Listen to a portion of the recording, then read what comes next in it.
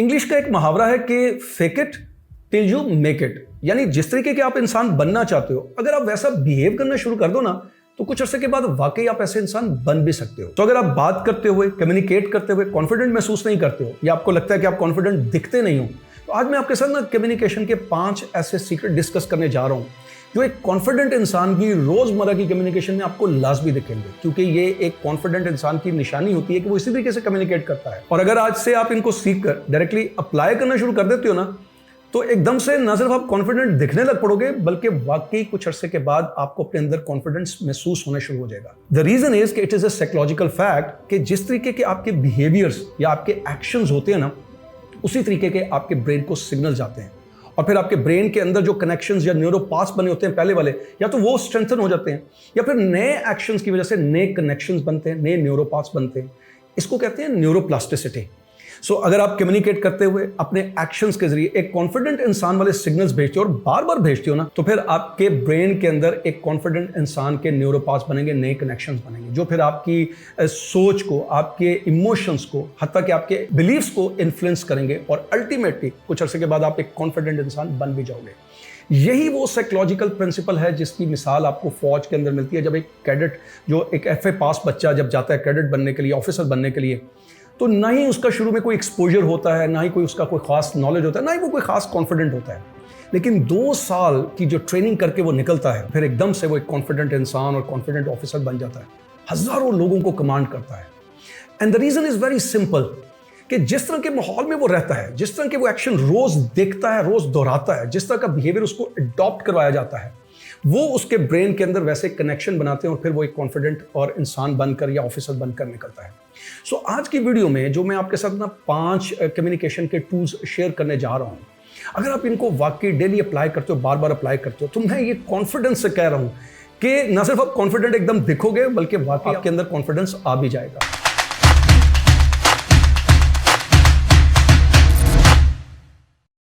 सबसे जो पहला सीक्रेट है ना उसको कहते हैं एम्बॉडीमेंट।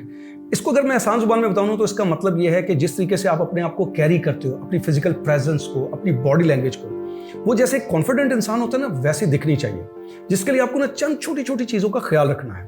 जिनमें सबसे जो पहली चीज़ है कि जब आप किसी के सामने जाओ बात करने के लिए, उसके सामने बैठो, तो आपका जो हेड है ना वो स्ट्रेट होना चाहिए और चिन जो है ना थोड़ी सी ऊपर होनी चाहिए।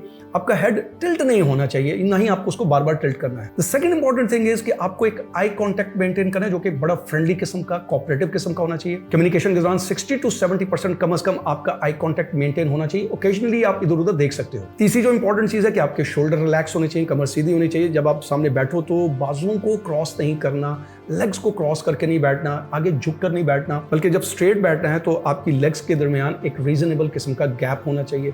आपके जो पाँव हैं वो स्ट्रेट उस इंसान की तरफ होने चाहिए जिसके साथ आप कम्युनिकेट कर रहे हो। एंड देन जब आप अपने हाथों को लाते हो, जेस्चर्स देते हो, तो ये जो पाम्स है ना इनका रुख ऊपर की तरफ होना चाहिए। ये चंद चीज़ें हैं जिनको सिर्फ अगर आप ध्यान रखोगे कम्युनिकेशन के दौरान बात करते हुए तो आप सामने वाले को एकदम से कॉन्फिडेंट इंसान दिखोगे। लेकिन इसका दूसरा असर ये होगा कि अगर आप इस चीज़ को मेंटेन करते हो, हर कम्युनिकेशन में बहुत ध्यान से अलर्ट होकर मेंटेन करते हो, बार बार मेंटेन करते हो, तो आपके ब्रेन को इन एक्शन से जो सिग्नल जा रहा है वो एक कॉन्फिडेंट इंसान का सिग्नल जा रहा है, जिससे होगा ये कि आपके ब्रेन के अंदर नए न्यूरोपाथ्स बनेंगे, एक कॉन्फिडेंट इंसान के न्यूरोपाथ्स बनेंगे और फिर कुछ अर्से के बाद आप महसूस करोगे कि आप एक कॉन्फिडेंट इंसान बन गए हो। आप एक बहुत ही कॉन्फिडेंस के साथ सामने वाले के साथ कम्युनिकेट कर सकते हो। But remember, the practice is the key. Practice आपको बार बार करनी पड़ेगी। दूसरा सीक्रेट है पॉज फैक्टर। आपने अपनी फिजिकल प्रेजेंस को तो मैनेज कर लिया, अब आपने अपनी गुफ्तगू को भी बहुत ही डेलिब्रेट तरीके से मैनेज करना है। और उसका तरीकेकार ये है कि जब आप किसी से बात करने लगोगे तो आपको स्पीड में बात नहीं करनी है, जैसे कि अक्सर लोग स्पीड में बात करते हैं, मैं खुद भी किया करता था, बल्कि आपने बड़े ध्यान से अपनी गुफ्तगू के दौरान जो भी इंपॉर्टेंट पॉइंट्स आएंगे, नुक्ते आएंगे, वहां पर नेसेसरी किस्म का 1-8 सेकंड का पॉज जरूर लेना है। इससे फायदा क्या होता है कि जो सामने वाला, सुनने वाला है, उसको आपकी बात को सुन के समझने का मौका मिलता है। वो कुछ एंटीसिपेट करने की कोशिश करता है कि शायद आप कोई बहुत इंपॉर्टेंट बात करने जा रहे हो। आप बहुत कॉन्फिडेंट और ऑथेंटिक इंसान लगते हो। सो मिसाल के तौर पर अगर आप किसी से बात करने जा रहे हो, ये जुमला बोलते हो, तो जरा देखो ये मैं जुमला कैसे बोलूंगा। ये जो तरीका मैं आपको बताने जा रहा हूं ना, ये बहुत कुछ बदल देगा। अब आपने नोटिस किया कि जैसे ही मैंने ये जुमला बोला, मैंने एक पॉज लिया और उस पॉज के साथ मेरे फेशियल एक्सप्रेशन चेंज हो गए, मेरी बॉडी लैंग्वेज चेंज हो गई। आपका माइंड जो है ना वो शायद ऑटोमेटिकली एंटिसिपेट करने लग पड़ा कि शायद मैं कोई बहुत इंपॉर्टेंट बात बताने जा रहा हूँ। इसका फायदा सबसे बड़ा ये होता है कि जो ख्वामखा के बिना वजह के जो फिलर्स आ जाते हैं, जैसे कि मतलब आवाज़ों के अंदर आते हैं, वो नहीं आएंगे। सुनने वाले को आप एक समझदार बाशऊर इंसान लगोगे, उसको लगेगा कि आप बहुत ही ऑथेंटिक और मीनिंगफुल बात करने जा रहे हो, लिहाजा वो जब रिस्पॉन्ड करेगा तो वो भी बहुत ही मीनिंगफुल अंदाज में करेगा।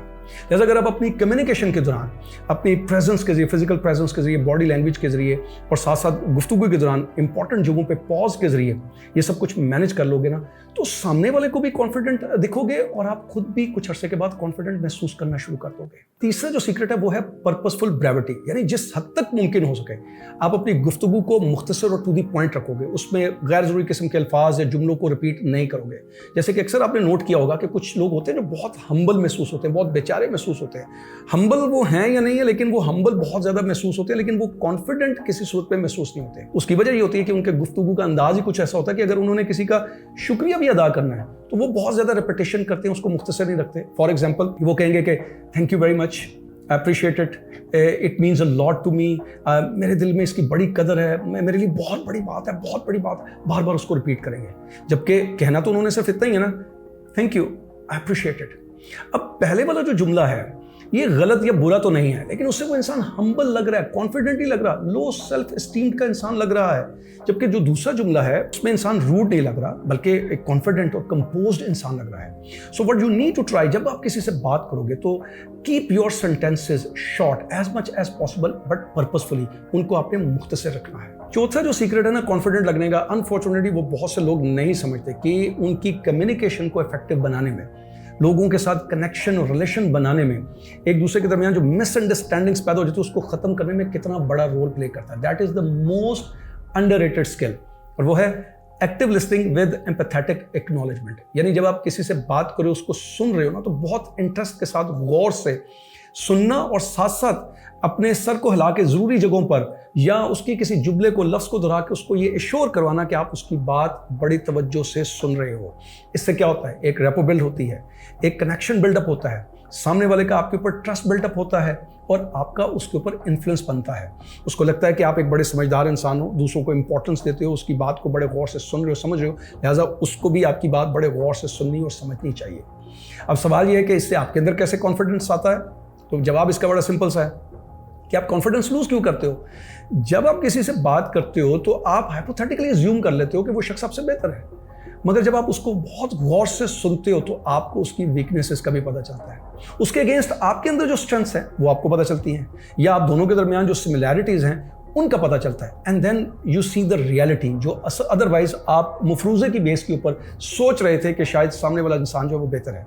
सो जब भी आपने किसी के साथ कम्युनिकेट करना है, हमेशा उसको पहले बड़े गौर से सुनने और समझने की कोशिश करनी है विद एम्पैथेटिक एक्नॉलेजमेंट, यानी जहाँ ज़रूरी होगा वहाँ पर सर हिला के या उसी के किसी लफ्ज़ या जुमले को दोहरा कर ये बताना कि आप उसको बहुत गौर से सुन रहे हो। और पांचवा सीक्रेट ये है कि आपने लो पिच पे बात करनी है, कभी हाई पिच पे बात नहीं करनी। यानी आपके जो जुमले हैं, आपकी जो आवाज़ है, उसमें इमोशंस नहीं महसूस होने चाहिए, यानी आप इमोशनल नहीं लगो। बिकॉज इमोशनल जो इंसान होता है ना, इसको कोई कॉन्फिडेंट समझता नहीं है, ना ये इंसान कॉन्फिडेंट होता है, कोई इंसान इसके ऊपर ट्रस्ट भी नहीं करता, यूज़ बहुत से लोग कर लेते हैं।